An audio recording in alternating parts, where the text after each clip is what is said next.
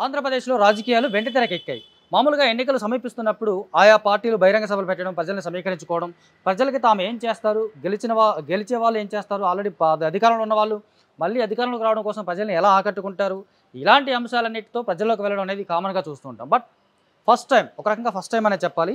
రాజకీయ పార్టీలు సినిమాలు తీస్తూ ప్రజల్ని జాగృతం చేయాలని చూస్తూ అనేది కొంచెం కొత్తగాను, వింతగాను కనిపిస్తుంది. యెస్.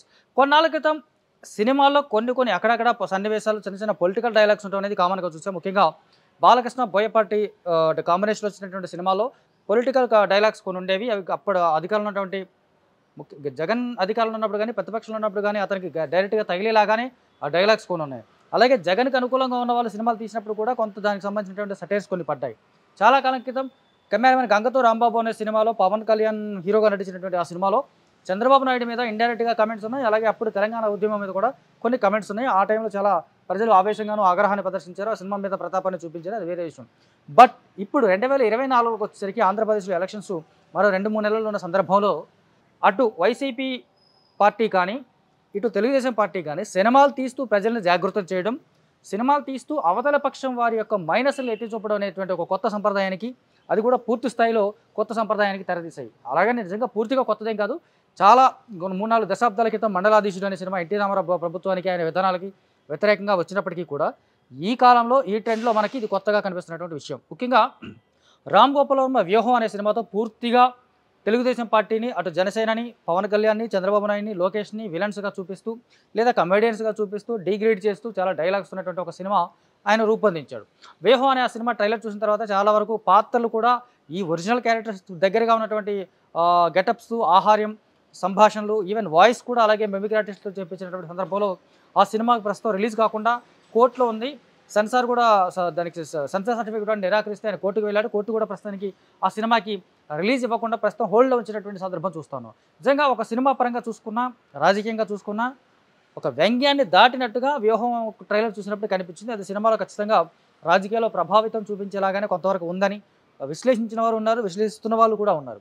ఇక నెక్స్ట్ 'యాత్ర 2' ఇది జగన్ గతంలో చేసినటువంటి పాదయాత్రకి సంబంధించినటువంటి కంటెంట్‌గా రీసెంట్‌గా వచ్చినటువంటి ట్రైలర్ చూస్తే మనకు అర్థమైంది. జగన్ అంతకుముందు 2018లో అధికారం రావడానికి ముందు 'యాత్ర' అనే సినిమాతో రాజశేఖర రెడ్డి పాదయాత్రని హైలైట్ చేసి చూపిస్తూ ఆయన పడ్డ కష్టాలని, ఆయన ప్రజల కోసం ఇచ్చినటువంటి హామీలని వాటిని చూపించి మరోసారి జనాల్ని, ఆంధ్రప్రదేశ్ జనాల్ని ఎమోషనల్‌గా ఆ సినిమా కనెక్ట్ అయింది. ఆ కనెక్షన్ ఇండైరెక్ట్‌గా జగన్ విజయానికి కొంత దోహదం చేసిందనేది కాదనలేని సత్యం.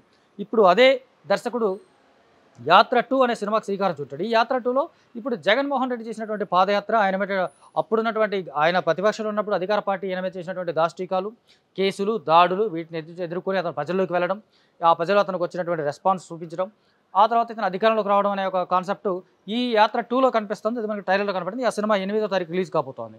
ఇక నెక్స్ట్ దీనికి కౌంటర్‌గానో లేదా ఖచ్చితంగా కౌంటర్‌గానే అని చెప్పాలి. ఎందుకంటే ఒకదాని తర్వాత వస్తున్న సినిమా కాబట్టి ఇప్పుడు 'రాజధాని ఫైల్స్' అని మరొక సినిమా వస్తుంది. ఈ సినిమా ట్రైలర్ చూస్తే కనుక ఖచ్చితంగా అమరావతి రాజధాని కోసం అక్కడ రైతులు చేసినటువంటి పోరాటాన్ని ఇతివృత్తంగా తీసుకొని రూపొందించిన సినిమాగా ఇది కనిపిస్తోంది. దీనికి భాను అనే అతను దర్శకుడైతే, కంఠమనేని రవిశంకర్ అనే అతను నిర్మాత. ఈ సినిమా ట్రైలర్ చూస్తే ఖచ్చితంగా రాజధాని ప్రజలకు అక్కడ అమరావతి కోసం అక్కడ ప్రజలు ఎంత కష్టపడ్డారు, ఎన్ని భూములు ఇచ్చారు, దానికోసం అప్పటి ముఖ్యమంత్రిగా చంద్రబాబు నాయుడు ఎంత హార్డ్ వర్క్ చేశాడు, ఎంత దూరదృష్టితో ఆయన అమరావతి కోసం ప్రయత్నం చేశాడు. కానీ జగన్ వచ్చిన తర్వాత ఆ అమరావతిని ఎలా డిస్ట్రాయ్ చేశాడు, మళ్ళీ తిరిగి అమరావతి రాజధాని చేయడం కోసం అక్కడ ప్రజలు ఎంత కలిసికట్టుగా పోరాటం చేశారు, ప్రభుత్వం మీద ఎంత గట్టి పోరాటం చేశారనే నేపథ్యంలో ఈ సినిమా కనిపిస్తోంది. ఈ సినిమా ట్రైలర్ చూస్తే కూడా అదే ఉంది మనకు. అయితే వీళ్ళు కొంచెం కొత్తగా సెన్సార్ ఇబ్బందులు రాకూడదు అనుకున్నారు, లేకపోతే ఇంకేమైనా ఇతరత్ర ఈ ఇష్యూస్ రాకూడదు అనుకున్నారు. కానీ ఇక్కడ వీళ్ళు వచ్చేసరికి 'రాజధాని ఫైల్స్'లో మొత్తం పేర్లన్నీ మార్చారు. అమరావతి పేరును ఐరావతి అని, ఆంధ్రప్రదేశ్ పేరును అరుణప్రదేశ్ గాను, చంద్రబాబు నాయుడు పేరును రాంబాబు నాయుడు గాను, ఇలా డిఫరెంట్ నేమ్స్ తోటి కొత్త వేరు వేరు పేర్లతో అర్థాన్ని స్ఫురించేలాగా వీళ్ళు కొన్ని పేర్లు పెట్టారు. చూస్తుంటే ఈ సినిమా ఖచ్చితంగా ఆంధ్రప్రదేశ్ ఎన్నికల్లో కొంత ప్రభావం చూపిస్తుంది. ప్రధానంగా రాజధాని ప్రాంతంలో ఉన్నటువంటి ప్రజలను ఈ సినిమా కొంతవరకు ఎఫెక్ట్ చేస్తుంది. ఎమోషనల్‌గా వాళ్ళు కొంతవరకు ఇచ్చేయగలుగుతుంది అనేటువంటి కంటెంట్ ఈ సినిమా ట్రైలర్‌లో చూస్తే కనిపిస్తుంది. సో ఇటు 'యాత్ర 2' వర్సెస్ 'రాజధాని ఫైల్స్' ఈ 2 సినిమాల్లో ఎవరు నెగ్గుతారు అనేది అది ఎలక్షన్ డిసైడ్ చేస్తుంది. రేపు రాబోయే ముఖ్యమంత్రిని డిసైడ్ చేస్తుందని చెప్పలేం. కానీ ఖచ్చితంగా ఈ కౌంటర్ సినిమాలుగా మాత్రం కనిపిస్తూ ఉన్నాయి. ఇవి ఈ వెండితెర మీద నిజానికి బహిరంగ సభలంటే జనాలకు డబ్బులిచ్చి రాజకీయ నాయకులు తీసుకెళ్తారు బహిరంగ సభలకు అనేది ఇప్పటివరకు మనం చూసాం. చాలామంది రకరకాలుగా మన వార్తల్లో చూసినప్పుడు మేము డబ్బులు ఇస్తేనే వెళ్ళామని జనాలు చెప్పడం కూడా చాలా ఏళ్ళుగా చూస్తున్నదే. అయితే ఈ రాజకీయపరమైనటువంటి ఈ సినిమాలు చూడడానికి జనం డబ్బులిచ్చి మరీ వస్తారా అనేది ఇక్కడ ఒక పెద్ద ప్రశ్న. ఎందుకంటే సినిమా చూడాలంటే థియేటర్ రావాలంటే టికెట్ డబ్బులు కొనాలి.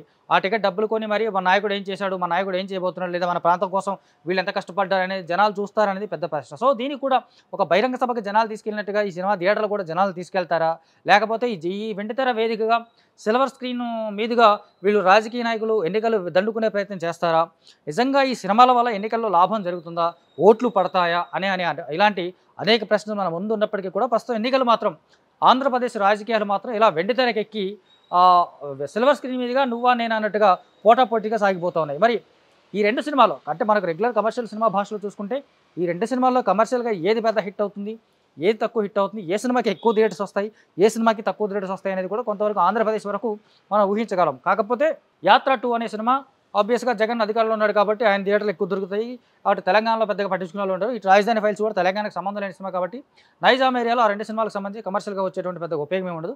కాకపోతే ఈ రెండు సినిమాల మేకర్స్ని గమనిస్తే కనుక, ఆ రెండు సినిమాల థీమ్ని గమనిస్తే కనుక వీళ్ళు కమర్షియల్ విజయం కంటే కూడా ఆ సినిమాలు ఆయా పార్టీలకు ఎంతవరకు ఉపయోగపడతాయి, ఆయా పార్టీలకు సంబంధించినటువంటి ఓటర్లను ఎంతవరకు ప్రభావితం చేయగలుగుతాయి అనే కోణంలోనే వీళ్ళు సినిమాలు రూపొందించినట్టుగా తెలుస్తుంది కాబట్టి, అర్థమవుతుంది కాబట్టి ఖచ్చితంగా ఈ రెండు సినిమాల కమర్షియల్ లెక్కలు వీళ్ళు బేరీజ్ వేసుకోరు. ఆ సినిమాలు చూసిన తర్వాత బయటకు వచ్చినటువంటి జనాల యొక్క ఎమోషన్ని, జనాల యొక్క పబ్లిక్ టాక్ని, ప్రజల యొక్క ఒపీనియన్ని తెలుసుకొని దాన్ని ఎలక్షన్లో ముందుంచే అవకాశం ఉంది.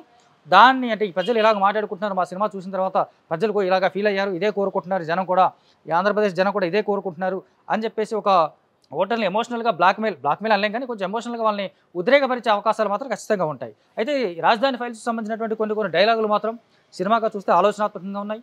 ఆ కంటెంట్ కూడా చాలా కొంచెం క్లియర్గా ఏదో తీసాం పొలిటికల్ సినిమా కాబట్టి కౌంటర్గా తీసామని కాకుండా అన్ని ఎలిమెంట్స్ అంటే టెక్నికల్గా కానీ ఆర్టిస్టుల పరంగా కానీ చాలా జాగ్రత్తలు తీసుకున్నారు. వాణి విశ్వనాథ్, వినోద్ కుమార్ ఇలాంటి ఒక ప్రధానమైనటువంటి ఆర్టిస్టులే తీసుకున్నారు. ఇలా టెక్నికల్ ఆస్పెక్ట్స్ బాగున్నాయి, మ్యూజిక్ బాగుంది, టేకింగ్ బాగుంది, సినిమాటోగ్రఫీ బాగున్నట్టుగా ఈ ట్రైలర్లో మాత్రం కనిపిస్తుంది. సో ఒక కంప్లీట్ కమర్షియల్ సినిమాకి ఏ రకమైనటువంటి ఎఫర్ట్స్ అయితే పెడతారో వీళ్ళు ఈ రెండు సినిమాలు కూడా అవే ఎఫర్ట్స్తో పెట్టి వస్తున్నారు.